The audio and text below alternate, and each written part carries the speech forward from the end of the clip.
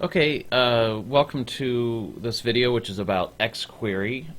We'll be learning about XQuery and how you can use it to interact with your XML data. This presentation and all the examples I'll be using, all of them were created by Greg Wiedemann. He's a colleague of mine who works here in the Special Collections Department at University at Albany. He graciously has given me permission to use them. So,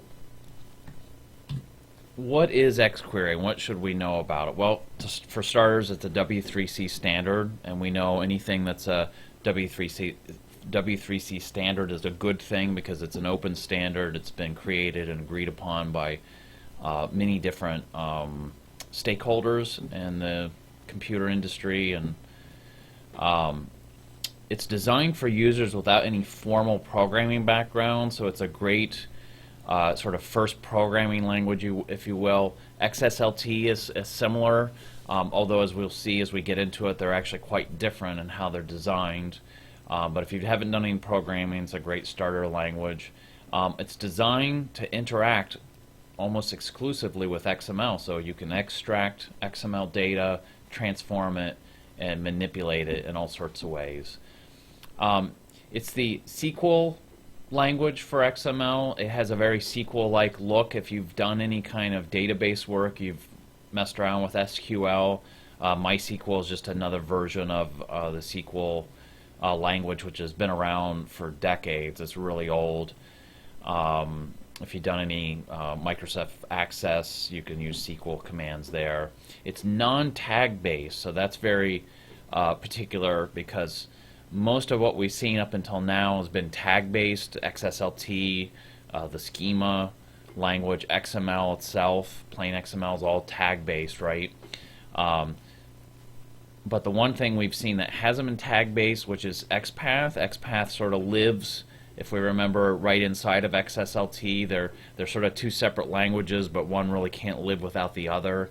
XPath and XQuery have a lot in common with each other in terms of what they look like, and XQuery uses a path-like syntax. How is it used? It's used to extract information and use in a web service. So a web service would be not something like we'd think in the libraries as like services over the web, or you know, you can renew a book. A web service would be more like using REST, which is an acronym that I cannot remember offhand, but REST is used to basically send messages back and forth between, say, applications, the back end of an application to the user somewhere, or it might be from the back end of an application from one application to another, sending XML, basically data messages. SOAP is another one. You don't hear about that one as much, but that's used a lot in the XML world. That was big in the early 2000s.